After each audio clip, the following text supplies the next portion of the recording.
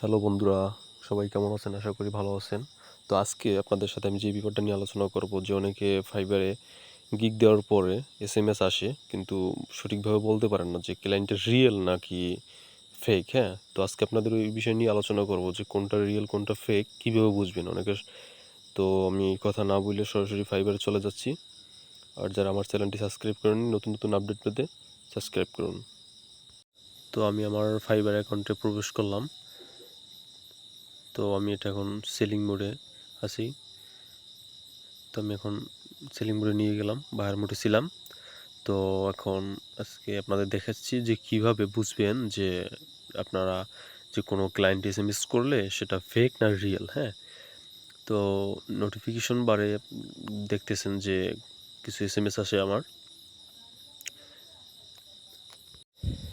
Message বক্সে, আমার কিছু এসএমএস আছে। কীভাবে বুঝবেন আপনারা যে কোনটা রিয়েল বা কোনটা ফেক, এই বিষয় নিয়ে মূলত আজকে আলোচনা।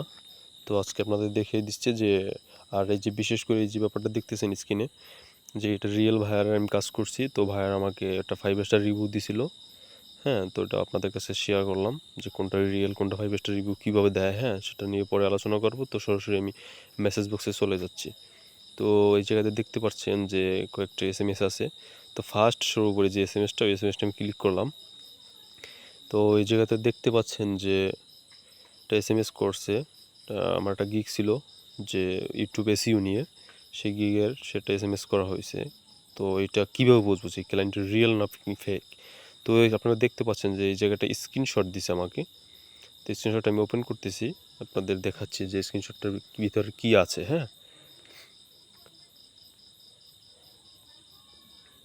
আপনারা দেখতে পাচ্ছেন যে এই জায়গাতে ব্যাংকের কার্ড নাম্বার সব দেওয়া আছে। কিন্তু আপনার এই জায়গাতে ইমেল অ্যাড্রেসটা আমাকে চাচ্ছে। আমার মানে আমার ইমেল অ্যাড্রেসটা সে চাচ্ছে। তো ইমেল অ্যাড্রেসটা চাচ্ছে বলতে বোঝা যাবে যে এটা যে কোনো ক্লায়েন্ট আপনার কাছে, যে রিয়েল ক্লায়েন্ট কখনো এসএমএসে আপনার কাছে বলবে না যে আপনার ইমেল অ্যাড্রেসটা দেন। তো এইটা ফেক। যে আপনার কাছে বলবে যে আপনার ইমেল অ্যাড্রেসটা দেন, তখন আপনি বুঝবেন যে আপনার ইমেল অ্যাড্রেসটা চাচ্ছে মানে আপনার ক্লায়েন্টটা পুরো ফেক, এটা স্প্যাম, হ্যাঁ? তো এটা হচ্ছে ফেক।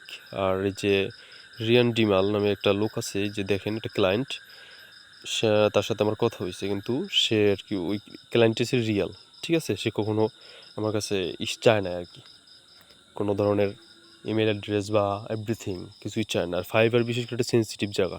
আপনি তার সাথে যদি কোনো ফেক ক্লায়েন্টের সাথে চ্যাটিং করেন তো ফাইবার আপনাকে সবসময় ডিসেবল করে দিতে পারে।